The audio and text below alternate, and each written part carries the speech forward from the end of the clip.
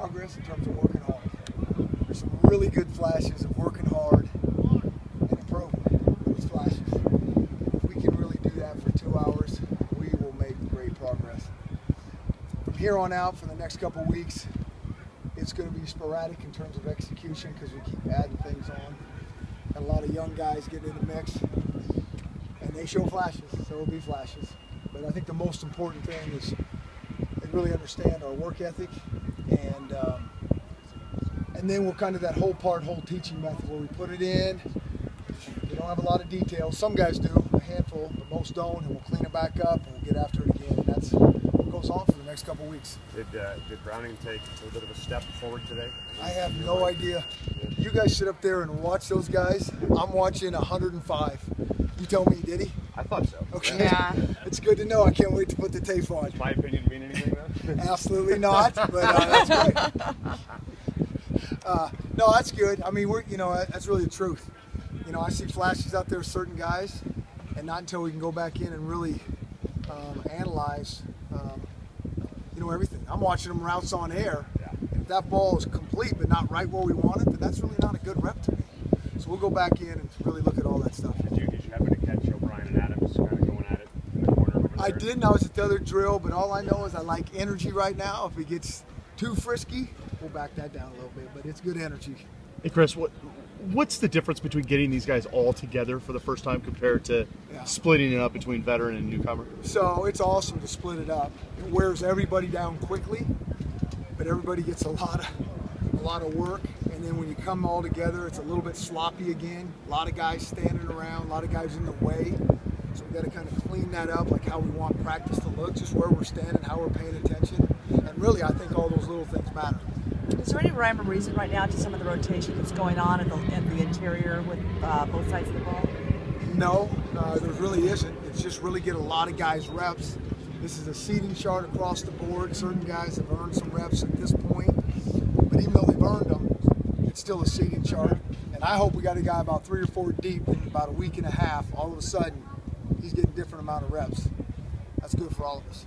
You don't necessarily have a set timeline. What would you like to see at the end of this week, maybe next week, quarterbacks start to separate, parse out those snaps a little bit more? I've said that before, yes, but it's not going to happen. I mean, the guy that completes more passes than anybody is Tony Rodriguez right now. I mean, every time he gets in there, the ball's complete. Mm-hmm. So, well, look at that. Maybe he needs more reps. Everybody's getting evaluated. Is that possible, that Tony could get more reps? Softy, it's possible you could get more reps if you had any eligibility, but you don't, so that's out. That's what you think. Were you speechless there? Because you were stunned.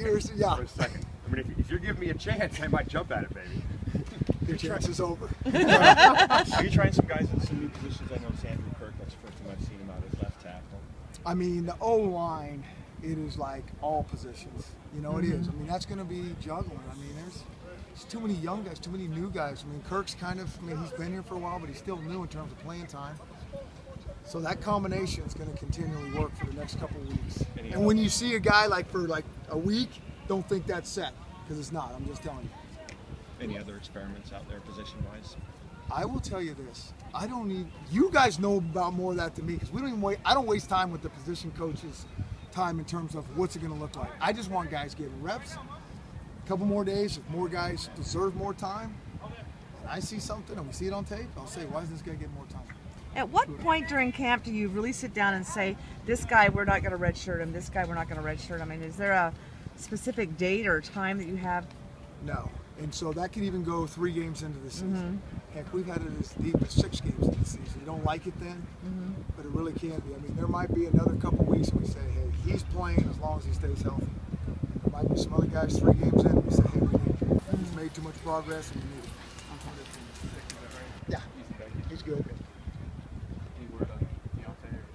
So Deontay, Brian Clay, really good news, kind of. They're finishing grad school this week. So it won't be out till the end of the week. That's a good reason to miss. Yeah. So master's degree and finish up the program here in the week. Are there any more walk-ons that are earning scholarships at this time? At this point, no. Okay. Do you have any available? At this point, no. No. I don't know. I need to go go check that. Can you talk a little bit about the buck position, what you're doing over there, and who you're liking over there to begin with? Is Travis truly a buck right now? Travis Yeah, Dean? I mean, that position is a hybrid, good player that can rush and drop, and that's what we're doing. We're taking really good athletes that we think can do a combination of it. It's a little bit like that tight end position. You know, you like that tight end. It's about 6'5", runs about 4'4", catches everything, can set the line of scrimmage. Those guys are hard to find. They're kind of hybrids, really. Same thing on defense, buck. I would equate that to the same thing. It's really hard to find that guy that can do it all, but whoever can do it all the best. Pass rush, drop, play in space, it's kind of the buck. So we're looking at different guys. Travis Is Shane Bowman kind of down lineman? Shane Bowman, he's a hand. He is a hand in the dirt guy. Okay. And Chris, with Kevin King, are you starting to see some benefits to having him out there as an extra guy, extra corner, and just with his length and everything else? Absolutely. I think about Kevin and some of our defense. Even Buddha can play corner. Yeah. So those guys are going to get moved around. You know, it's just we're going to try to find our best combination. It's not just your best four. You know, we need 8 guys to get through the season minimum. So we'll move those guys all around. It's good. Thank you.